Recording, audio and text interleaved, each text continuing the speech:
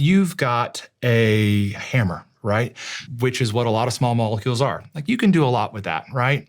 But if you try to use that hammer when you're trying to put in a screw or you're trying to put together, a table that you got from IKEA, it may not always end the way that you want to. And that's the problem that we have with a lot of small molecules. It's not that they don't do what we want them to, they do a lot of other things while they're at that job that can have significant negative side effects, which is why a lot of these small molecules actually don't make it all the way through the FDA approval process, because we find something, it does what we want to do, but it has significant safety concerns down the line, right?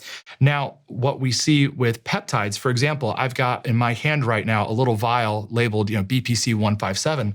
This is probably one of the most popular peptides that we're talking about right now, because BPC 157 is a synthetic version of a naturally found peptide in the gut.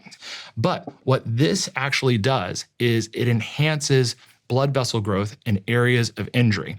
And it kind of makes sense, because if you think about it, our gut, our stomach is really just this bag of acid that sits inside of our abdomen.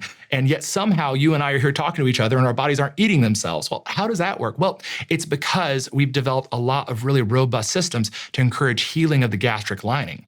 And so the idea is, if this is one of the compounds that can help do that, it's been proven in multiple animal models. For example, they have completely transected the Achilles tendon in rats. And then transected. So they've cut across the Achilles tendon. So not just a small injury that you or I might experience in the gym where we pull it or strain it, but actually surgically cut the Achilles tendon. And then they administer it to rats, and they are healing spontaneously with administration of BPC 157.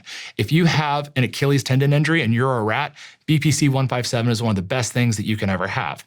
Now, that is not a one-to-one translation to what we might see in humans, but as we talked about earlier with our point on safety, when they were studying BPC 157, we try to look for something called the LD1 or the LD50.